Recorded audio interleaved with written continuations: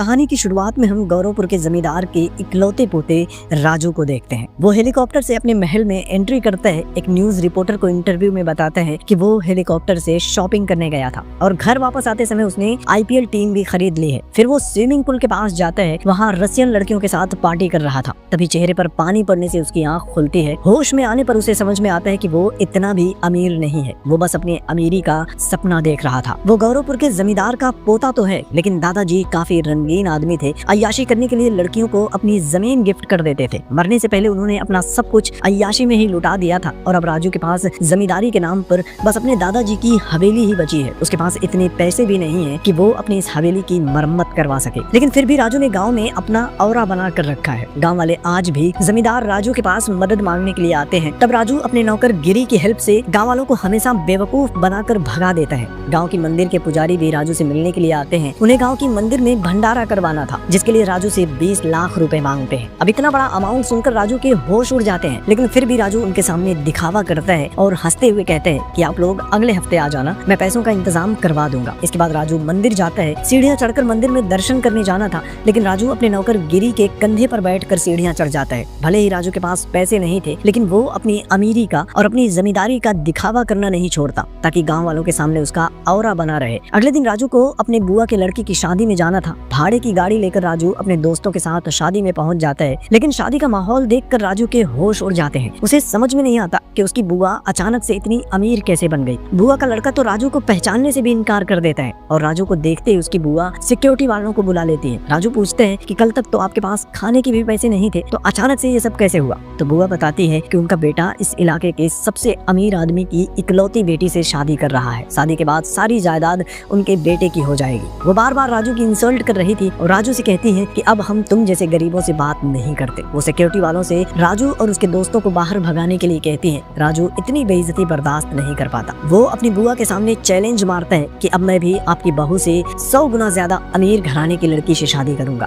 जो अपने बाप की इकलौती बेटी होगी। ऐसे अमीर घराने में शादी करूंगा जो अपनी बेटी को सोने में तौल देंगे। राजू चैलेंज मारकर गुस्से में बाहर आता है और अपने दोस्तों से गाड़ी निकालने के लिए कहते हैं। तब राजू का एक दोस्त बताता है कि हम यहाँ भाड़े की गाड़ी से आए थे और ड्राइवर गाड़ी लेकर चला गया है। अगले दिन राजू पंडित घर जोड़े को साथ लेता है और शादी के लिए अमीर लड़कियां देखना शुरू कर देता है। लेकिन कई सारी लड़कियों को देखने के बाद भी राजू को कोई अमीर लड़की नहीं मिल रही थी। और फिर एक दिन राजू मंदिर के मेले में जाता है। तभी उसकी नजर एक खूबसूरत लड़की पर पड़ती है। लड़की ने अपने गले में सोने के हार और कमर में सोने का कमरबंद पहना हुआ था। वो मेले में अपने पापा के साथ आई थी। उसे देखते ही एक गरीब आदमी दौड़कर उसके पास जाता है, तो अपने पापा के कहने पर लड़की अपना कमरबंद उतार कर उस गरीब आदमी को दे देती है। और ये देखकर राजू समझ जाता है कि लड़की का परिवार बहुत अमीर है। वो अपने दोस्तों के साथ लड़की का पीछा करने लगते हैं। लड़की अपने पापा के साथ पुजारी के पास जाती है। पुजारी और लड़की के पापा की बात सुनकर राजू को पता चलता है कि लड़की का नाम चारुलता है और उसके पापा भूपति मार्केट में कई सारे शॉपिंग कॉम्प्लेक्स के मालिक हैं। परिवार बहुत अमीर है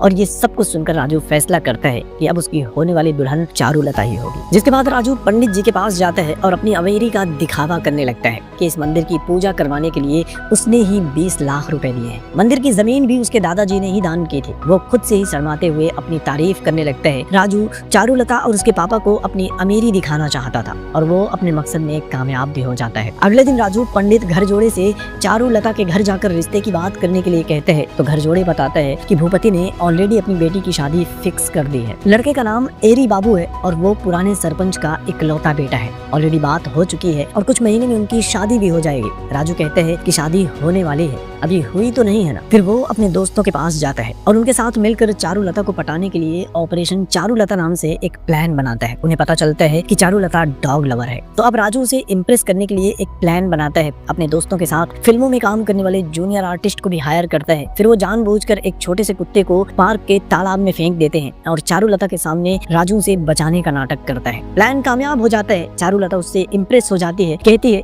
कि आपने एक छोटे से कुत्ते को बचाने के लिए अपनी जान खतरे में डाल दी। राजू भी उसके सामने खुद की थोड़ी सी तारीफ करता है कि मुझे कुत्ते बहुत पसंद हैं। मैं तो जब तक उन्हें खाना नहीं खिला लेता खुद खाना नहीं खाता। इसके बाद राजू वहाँ से जाने लगता है, तो चारुलता उससे उसका नंबर मांगना चाहती थी। वो राजू से पूछती है कि अगर हमें दोबारा मिलना हुआ तो कैसे मिलेंगे। अब तक राजू समझ गया था कि लड़की जाल में फंस चुकी है, लेकिन वो दिखावा करता है, कहता है कि अगर हमारी किस्मत में मिलना लिखा होगा तो हम जरूर मिलेंगे। लेकिन राजू किस्मत के भरोसे रुकने वाला नहीं था। वो अगले दिन चारू के कॉलेज के बाहर उसका इंतजार कर रहा था। उसका प्लान था कि अचानक से चारू के सामने जाऊंगा और चौंकने का नाटक कर करते हुए पूछ लूंगा कि अरे तुम यहाँ क्या कर रही हो। लेकिन राजू के इस प्लान में एक गड़बड़ हो जाती है। अचानक से कुछ गुंडे वहाँ आते हैं और कॉलेज के कुछ लड़कियों के साथ छेड़खानी करने लगते हैं। रंगा ये देखकर राजू से कहते हैं कि चारुलता को इम्प्रेस करने के लिए ये बहुत अच्छा मौका है, उसके सामने गुंडों के साथ फाइट करोगे तो वो इम्प्रेस हो जाएगी। लेकिन गुंडों को देखकर राजू की फट रही थी। वो अपने पीछे गुंडों को लेकर एक बिल्डिंग के अंदर चला जाता है। फिर गुंडों से बात करता है कि यार भाई, मुझे मारोगे तो मेरी वाली मुझे छोड़कर चली जाएगी। गुंडों को भी राजू के ऊपर तरस आ जाता है। वो राजू की प्रेम कहानी में उसका साथ देने के लिए तैयार हो जाते हैं। बिल्डिंग से बाहर आते हुए नाटक करते हैं कि जैसे अंदर राजू ने उन सब की जमकर कुटाई की है। फिर वो चारुलता के सामने कॉलेज की उन लड़कियों के पास जाते हैं, उन सबसे माफी मांगते हैं और वहाँ से भाग जाते हैं। सबको लग रहा था कि राजू ने उन गुंडों की जमकर कुटाई की है, तो कॉलेज की लड़कियां भी राजू से इम्प्रेस हो जाती हैं, उसका नंबर मांगने लगती हैं। लेकिन राजू कहते हैं कि मैं ऐसे ही किसी भी लड़की को अपना नंबर नहीं देता,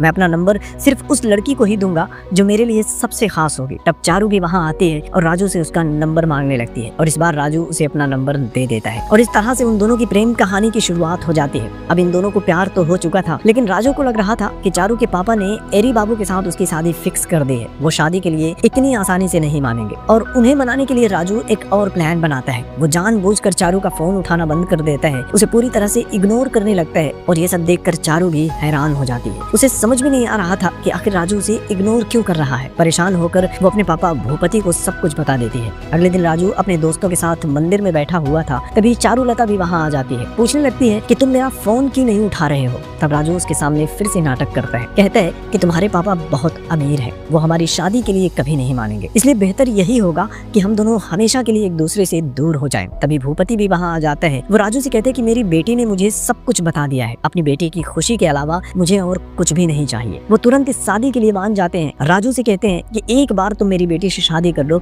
उसके बाद मैं अपनी सारी जिम्मेदारियां तुम्हें देकर चारों धाम की यात्रा पर निकल जाऊंगा। यह सुनकर राजू भी खुश हो जाता है। सोचता है कि ससुर जी जिम्मेदारियों के नाम पर सारी जायदाद देने की बात कर रहे हैं। शादी की बात पक्की हो जाती है, कार्ड भी छप जाते हैं। जिसके बाद राजू पहला कार्ड लेकर अपनी बुआ के घर जाता है। उनके सामने बड़े बड़े डायलॉग मारता है कि उसकी शादी भी यहाँ के सबसे अमीर आदमी की इकलौती बेटी से हो रही है। वो अपनी बुआ को शादी में इनवाइट करता है। सोचता है कि उसके ससुराल वालों की अमीरी देखकर उसकी बुआ को जलन होगी तो बहुत मजा आएगा। एक बड़े से 5 स्टार होटल में शादी की पार्टी शुरू हो जाती है। सब लोग खुशी से नाच रहे होते हैं। शादी की रस्में खत्म हो जाती हैं। जिसके बाद सुहाग रात के लिए राजू अपने कमरे में जाता है। तभी राजू का फ्रेंड रंगा उसके पास आता है, एक लेटर देता है जो राजू के ससुर जी ने उसके लिए लिखा था। राजू एक्साइटमेंट में लेटर पढ़ना शुरू कर देता है। लेटर में भूपति ने लिखा था कि वो अपनी सारी जायदाद जुए में हार चुका है, उसके ऊपर करोड़ों का कर्जा है और उस कर्ज की जिम्मेदारी राजू को देकर भूपति चारों धाम की यात्रा पर निकल चुका है। लेटर पढ़कर राजू के होश उड़ जाते हैं, लेकिन सोचते हैं कि शायद भूपति उसके साथ मजाक कर रहा है। वो कमरे से बाहर आकर भूपति को ढूंढने लगता है, लेकिन वो तो जा चुका था। तभी कर्जा देने वाले कर्जा वसूलने के लिए पहुंच जाते हैं। बैंक का मैनेजर बताता है कि तुम इस वक्त जिस घर में खड़े हो वो भी बैंक के पास गिरवी है और अगर तुमने EMI नहीं भरी तो 2 महीने में ये घर खाली करना पड़ेगा। राजू कहते हैं कि मेरे ससुर के लिए हुए लोन से मेरा कोई लेना देना नहीं है। तब बैंक मैनेजर उसे भूपति की पावर ऑफ अटॉर्नी दिखाता है। दरअसल शादी से पहले भूपति ने राजू से पावर ऑफ अटॉर्नी पर साइन करवा लिया था और बेचारे राजू को लग रहा था कि ससुर जी अपनी जायदाद उसके नाम पर कर रहे हैं, तो राजू ने भी बिना कुछ सोचे समझे साइन कर दिया था और अब बैंक वाले उसी से पैसे मांग रहे थे। तभी चारू भी वहाँ आ जाती है। वो बैंक मैनेजर को ही डांटने लगती है कि तुम्हारी हिम्मत कैसे हुई घर के अंदर घुसकर पैसे मांगने की, तुम जानते नहीं मेरे पति गौरवपुर के जमींदार हैं, वो चुटकी बजाते हुए तुम्हारा सारा कर्जा चुका देंगे। तभी एरी बाबू भी वहाँ आ जाता है। वो चारू को राजू की सच्चाई बताने लगता है कि राजू ने अपने दोस्तों के साथ मिलकर ऑपरेशन चारुलता प्लान किया था और इसी से तुम्हें अपने प्यार की जाल में फंसाया है। उसके पास तो फूटी कौड़ी भी नहीं है। यह सुनकर चारू भी शॉक्ड हो जाती है। वो राजू को साइड में लेकर जाती है, पूछती है कि हम अमीर तो है ना। तब राजू उसे सच्चाई बताता है कि फिलहाल वो सिर्फ नाम का जमींदार है और ये सुनकर तो चारुलता की हालत खराब हो जाती है। वो अपना सर पीटने लगती है, अनजाने में कहती है कि उनसे बहुत बड़ी गलती हो गई, तुम्हारे बारे में जाने बिना ही मैं और पापा तुम्हें फंसाने की कोशिश करने लगे थे। यह सुनकर राजू के भी होश उड़ जाते हैं और यहाँ पता चलता है कि सिर्फ राजू ही चारुलता को फंसाने की कोशिश नहीं कर रहा था, बल्कि उस दिन मंदिर में राजू ने अपनी अमीरी का दिखावा किया था ना, उस दिन के बाद से भूपति और चारू दोनों ने मिलकर राजू को अपने प्यार के जाल में फंसाने की कोशिश की थी, ताकि चारू की शादी के बाद भूपति अपनी जिम्मेदारी यानी कि कर्जा राजू के सर पर डालकर भाग जाए। बेचारा राजू अमीर बनने का सपना लेकर उसने शादी की थी, लेकिन अब वो करोड़ों के कर्ज में डूब चुका है। बैंक वाले धमकी देकर चले जाते हैं कि अगर 2 महीने में सारा कर्जा नहीं चुकाया तो इस घर को जब्त कर लेंगे। इसके बाद राजू पूछता है कि जब तुम लोग इतने गरीब हो तो मंदिर में वो सोने का कमरबंद उस आदमी को क्यों दिया था? तब चारू बताती है कि उसके पापा ने उस आदमी से भी कर्ज लिया था। वो आदमी मंदिर में उनसे अपना पैसा वापस मांग रहा था और इसीलिए चारू ने उसे अपना कमरबंद दे दिया था। यहाँ तक कि राजू की जो शादी हुई थी उसके लिए भी भूपति ने कर्जा लिया था और सब लोगों से कहा था कि मेरा दामाद आपका सारा कर्जा चुका देगा। अगले दिन राजू अपने दोस्तों के साथ बैठकर पैसा कमाने का जुगाड़ सोच रहा था। तभी एरी बाबू फिर से उसके पास आता है, उसे धमकी देता है कि 2 महीने बाद इलेक्शन जीतकर मैं इस गांव का सरपंच बन जाऊंगा, सारी पावर मेरे हाथ में होगी और फिर देखना मैं तुझे इस गांव से कैसे भगाता हूँ। एरी बाबू धमकी देकर चला जाता है, लेकिन एरी बाबू की धमकी से राजू को कर्जा चुकाने का एक आइडिया मिल जाता है। वो सोचता है कि अगर प्रेसिडेंट का इलेक्शन जीतकर मैं सरपंच बन गया तो 5 साल के लिए मेरा कोई कुछ बिगाड़ नहीं पाएगा और सरपंच की कमाई से मैं अपना सारा कर्जा चुका दूंगा। जिसके बाद राजू भी इलेक्शन में अपना नॉमिनेशन भरने के लिए चला जाता है, लेकिन उसे इलेक्शन के बारे में कुछ पता भी नहीं था। अधिकारी सिक्योरिटी डिपॉजिट मांगता है तो राजू को लगता है कि वो रिश्वत मांग रहा है और उसे रिश्वतखोरी पर भाषण देने लगता है कि तुम जैसे रिश्वतखोरों की वजह से ये देश बर्बाद हो रहा है। अधिकारी भी उसकी बातें सुनकर परेशान हो जाता है। खैर राजू किसी तरह से अपना नॉमिनेशन भर देता है और उसे चुनाव चिन्ह मिलता है दीपक।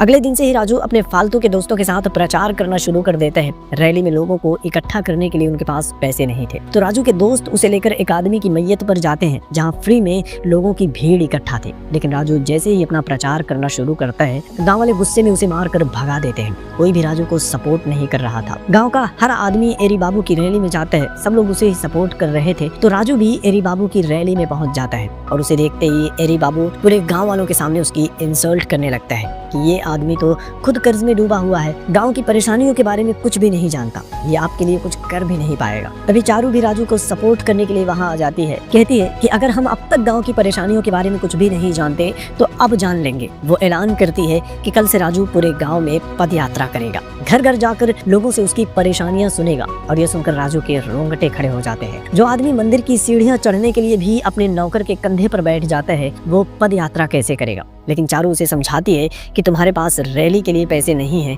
तो पद यात्रा करना ही बेस्ट ऑप्शन है। अगले दिन राजू पद यात्रा करना शुरू कर देता है। उसे गांव की परेशानियों के बारे में बहुत कुछ पता चलता है। उसे पता चलता है कि यहाँ की सड़कें कच्ची हैं और यहाँ कच्ची सड़कों पर नालों का पानी बहता रहता है। स्कूलों में टीचर्स भी पढ़ाने नहीं आते और पीने का पानी भी बहुत गंदा है। मजबूरी में गाँव के लोग यही गंदा पानी पीकर गुजारा कर रहे हैं। हॉस्पिटल में जानवरों का डॉक्टर ही इंसानों का भी इलाज करता है। राजू को समझ में आ गया था कि गाँव के हालात बहुत बुरे हैं, उसे यह सब कुछ ठीक करना होगा। लेकिन पद यात्रा करते करते राजू की भी हालत खराब हो जाती है। उसके पैरों में छाले पड़ जाते हैं और ये देखकर चारू को भी बहुत बुरा लगता है। रात में चारू उसके पैरों में दवा लगा रही होती है। नाटक से शुरू हुई इनकी प्रेम कहानी अब सच्चाई में बदल रही थी। दोनों सच में करीब आने लग जाते हैं, लेकिन अभी भी राजू को समझ में नहीं आ रहा था कि वो अपनी बात गाँव वालों तक कैसे पहुँचाए, क्योंकि गाँव वाले तो दिन रात रील्स देखने में बिजी होते हैं। जिसके बाद राजू भी रील्स के जरिए लोगों तक अपनी बात पहुँचाना शुरू कर देता है। गाँव की सारी प्रॉब्लम रील पर गाने के जरिए डांस करके बताने लगता है और उसकी रील्स वायरल हो जाती है। गांव के लोग, बाहर के लोग,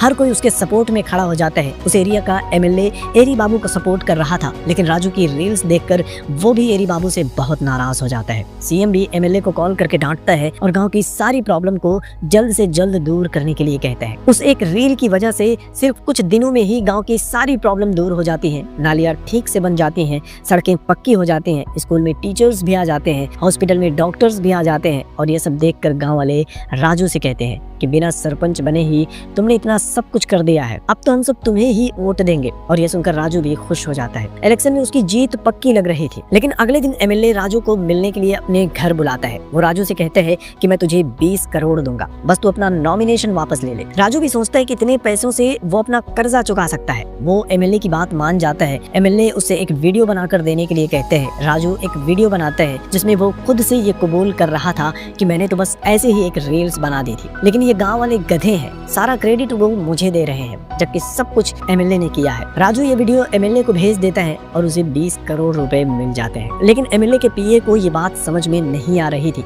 कि एक छोटे से गाँव के लिए एमएलए ने 20 करोड़ क्यों दिए। तब एमएलए उसे बताता है कि उस गाँव के पास से एक नेशनल हाईवे निकलने वाला है जिसमें 3000 करोड़ का इन्वेस्टमेंट होगा और उस प्रोजेक्ट के लिए उन्हें एरी बाबू जैसे सरपंच की जरूरत है जिसके साथ मिलकर वो पैसे उड़ा सके। राजू घर वापस आता है, चारू को सारे पैसे दिखाता है तो वो भी खुश हो जाती है, जिसके बाद राजू बैंक वालों को बुलाकर सारा कर्जा चुका देता है। इधर एरी बाबू वो वीडियो मीडिया वालों को दे देता है। गाँव वाले वीडियो देखकर बहुत गुस्सा हो जाते हैं, हर कोई राजू को गालियां देना शुरू कर देता है और आखिरकार इलेक्शन का दिन भी आ जाता है। वोटों की गिनती शुरू हो जाती है। चारू भी मायूस होकर वापस जाने लगती है। तभी गांव की एक औरत उसका हाथ पकड़ लेती है और इसी के साथ फ्लैशबैक में हमें दिखाया जाता है कि जब राजू गांव में घूम घूम कर लोगों की परेशानियां सुन रहा था तब इस औरत ने राजू को बताया था कि उन्होंने जमीन को बैंक में गिरवी रखकर खेती के लिए लोन लिया था, पर बैंक वालों के साथ जो जमींदार है उन्होंने जानबूझकर हमारे खेत तक पानी पहुंचने ही नहीं दिया और इसकी वजह से पूरी फसल बर्बाद हो गई। हम कर्ज नहीं चुका पाए और इसी सदमे में मेरे पति ने फांसी लगाकर अपनी जान दे दी। फिर राजू अपने गांव के और भी लोगों से मिलता है और उसे पता चलता है कि इसी तरह से बैंक वालों ने जमींदारों के साथ मिलकर